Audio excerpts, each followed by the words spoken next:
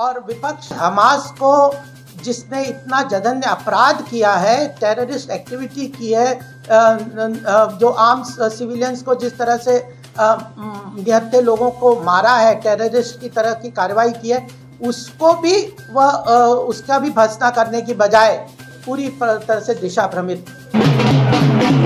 Bharatiya Janata party के राष्ट्रीय प्रवक्ता गोपाल कृष्ण अग्रवाल आज जेवर क्षेत्र में उपस्थित रहे। इससे पहले उन्होंने महर्षि जावालीसी चौक पर पहुंचकर महर्षि जावालीसी के चरणों में माल्यार्पण किया।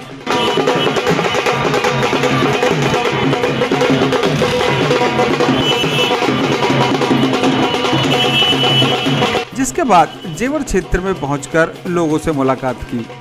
आपको बता दें कि जेवर के प्रथम विधायक रहे ठाकुर छत्रपाल सिंह के पुण्यतिथि कार्यक्रम में आज गोपाल कृष्ण उपस्थित रहे, जहां उन्होंने पत्रकारों के साथ वार्ता की और आगामी लोकसभा चुनाव को लेकर अपने विचार रखे। क्षेत्र के पहले विधायक क्षेत्रपाल जी हैं, जिनका इस पूरे क्षेत्र के विकास में बहुत बड़ा योगदान है, जिनको आज हम सब लोग उनके इस पुण्यतिथि पे या आज यहाँ पे उपस्थित हुए हैं।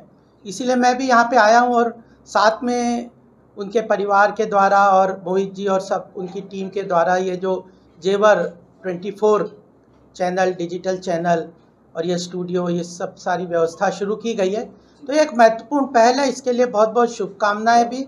और जिस तरह से जेवर क्षेत्र पूरे विश्व पटल पे आगे बढ़ रहा है, पूरे विश्व में आज जेवर का नाम आगे जा रहा है, तो मैं मानता हूं और यह शुभकामनाएं भी देना चाहता हूं।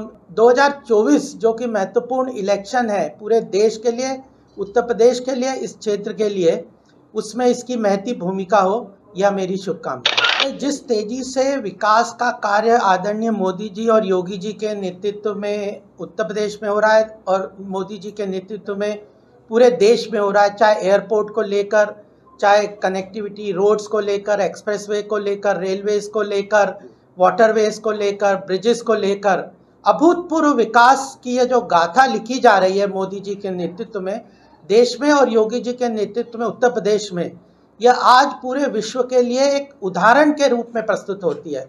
और इस तरह की समस्याएं आती हैं और जब भी कोई विकास का कार्य होता है या भूमि अधिग्रहण की इशू होती है, किसानों की, लोकल आबादी की, इस तरह की समस्याएं होती हैं, लेकिन योगी जी खुद व्यक्तिगत रूप से इस चीज़ के ऊपर ध्यान दे रहे हैं कि इन समस्याओं का हम तुरंत निदान करें। सभी किसानों को जिस तरह भी कंपेंसेशन मिलता है, जितना उनका विस्थापित होने के बाद कोई उनको और समस्याएं रोजगार की, उन सब चीज़ों के लिए भी पूरी तरह से ध्यान में दे रहा है। लेकिन एक बात यह भी मैं कहना चाहता हूँ, जब किसी क्षेत्र का विकास होता है तो विकास उस क्षेत्र का ही नहीं होता, वहाँ पे रहने वाले लोगों का विकास होता है, वहाँ के परिवारों का विकास होता है, उस आसपास के क्षेत्र का पूरा विकास होता है। जैसे मैंने बताया कि आज जेवर पूरे विश्व में इसका नाम हो रहा है, पूरा इन्वेस्टमेंट, बड़ी बड़ी कंपनियाँ इस क्षेत्र में आना चाह रही हैं। और जैसा मैंने देखा कि पहले ही दिन 65 जो है एयर फ्लाइट्स पहले ही दिन जब शुरू होगा उस दिन 65 एयरलाइंस यहाँ से चलेगी, तो अपने आप में ये विश्व का रिकॉर्ड है। और ये सबसे बड़ा एयरपोर्ट बनने वाला है, 6 रनवेज होंगे। अभी भारत में कहीं भी 3 या 4 से ज़्यादा बड़े रनवे नहीं है। और असली बात है कि फेज्ड वे में डेवलपमेंट हो रहा है। पहला जो रनवे 2024-25 में ही वह शुरू हो जाएगा। तो यह एक टारगेटेड तरीके से काम हो रहा है और मुझे लगता है कि इस पूरे क्षेत्र का एक विकास की गाथा इस एयरपोर्ट के माध्यम से, योगी जी के माध्यम से लिखी जा रही है। सर, 2024 को लेकर चुनावी तैयारियां शुरू हो गई हैं। आप काफी लंबे समय से देखने को मिल रहा है, सुनने को भी मिलता है कि गोपाल कृष्ण जी भी इच्छा रख रहे हैं नोएडा की तरफ से, तो क्या इस बार कुछ ऐसा बदलाव होगा या फिर डॉक्टर महेश शर्मा ही प्रत्याशी होंगे? देखिए, ये तो पार्लियामेंट्री बोर्ड का डिसाइडिंग फैक्टर होता है, वही हमारे क्षेत्र में पार्लियामेंट जो बोर्ड है वो फाइनली डिसाइड करता है। और हर व्यक्ति राजनीतिक क्षेत्र में, मुझे 23 वर्ष हो गए हैं, हर व्यक्ति से एक्सपेक्टेड रहता है राजनेता से कि वो अपने जिस क्षेत्र में रहता है उसको नर्चर करे, वहाँ की जनता के साथ जुड़े।